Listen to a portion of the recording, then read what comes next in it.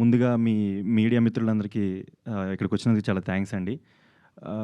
Like ఈ movie start అయినప్పుడు 'సప్తగిరి' అన్నని, 'కసిరెడ్డి' అన్నని లేదా నేను బయట ఎక్కడైనా ఏదైనా సందర్భాల్లో సెలబ్రిటీని చూసినప్పుడు ఒక టైప్ ఆఫ్ ఫీలింగ్ వచ్చేది. ఓకే, లైవ్‌లో చూసామన్న ఫీలింగ్. అలాగే ఈరోజు మీ అందరిని లైవ్‌లో చూడడం నాకు చాలా హ్యాపీగా ఉంది. అండ్ ఈ విషయంలో మా నాన్నగారికి చాలా థ్యాంక్స్ చెప్పాలండి. ఇంత పెద్ద పెద్ద వాళ్ళని కూడా కలవడానికి ఈరోజు నన్ను ఇక్కడ నించోబెట్టిన మా నాన్నగారికి చాలా థ్యాంక్స్ అండి. తర్వాత 'పురుష' మూవీ ఈ మే 22 రిలీజ్ అవ్వబోతుంది. దానికి మీ అందరి సపోర్ట్ అయితే చాలా అవసరం అండి మాకు. తర్వాత డైరెక్టర్ గారు వీరు గారికి చాలా థ్యాంక్స్ అండి. యాక్చువల్లీ నేను అన్నయ్య అని పిలుస్తాననమాట.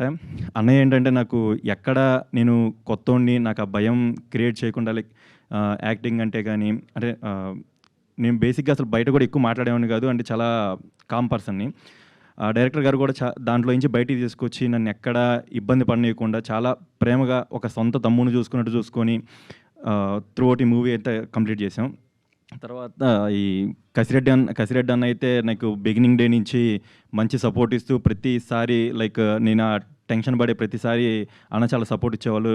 ఏముండదురా అలా చేయి సింపుల్ అది ఇది అని చెప్పి కొంచెం టెన్షన్ పడకని చెప్పి చేసేవాళ్ళు.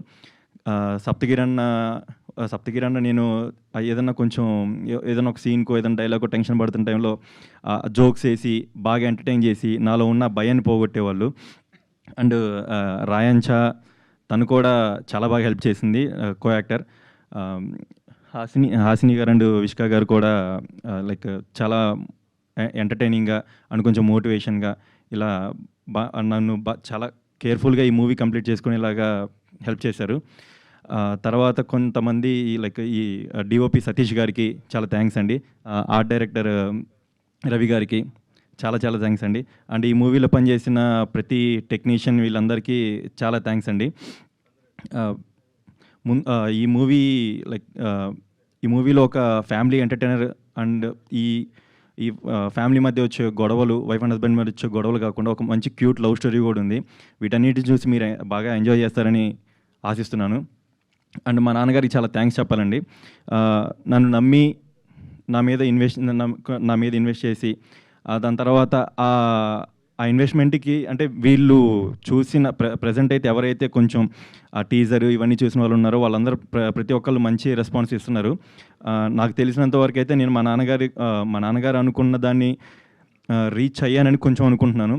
ఆ తర్వాత మూవీ రిలీజ్ అయిన తర్వాత జనాలు దాన్ని ఎలా ఆదరిస్తారనేది, అందులో నేను మా నాన్నగారికి హెల్ప్ చేశానా లేదనేది నేను అది తెలుసుకోవడానికి వెయిట్ చేస్తున్నానండి. తర్వాత ఇంకా లైక్ ఇంకొక పర్సన్ ఉన్నారు. అది నాకు తెలిసి ఒక 2-3 డేస్లో రివీల్ అవుతారు. అండ్ థ్యాంక్స్ అండి. అందరికీ హ్యాపీ మదర్స్ డే అండి. అండ్ మా నాన్నగారికి చాలా థ్యాంక్స్ చెప్పాలి. మా నాన్నగారు పడిన కష్టం, మా అమ్మ యాక్చువల్లీ ఇంట్లో కూడా మా అమ్మగారికి నేను కొంచెం ప్రేమ ఎక్కువ. మా అమ్మగారి ప్రేమ అండ్ మా అక్క ఇక్కడే ఉన్నారు బట్ ముందుకు రారు. మా అక్క కూడా ప్రతి దాంట్లో తమ్ముడు అని ఉంటారు. అదే మా నాన్నగారి కష్టం, మా అమ్మ ప్రేమ, మా అక్క త్యాగం ఈరోజు ఇక్కడ నించున్నాను. మీరు ఇలాగే ముందుకు తీసుకెళ్ళాలని కోరుకున్నాను. థ్యాంక్ యూ అండి.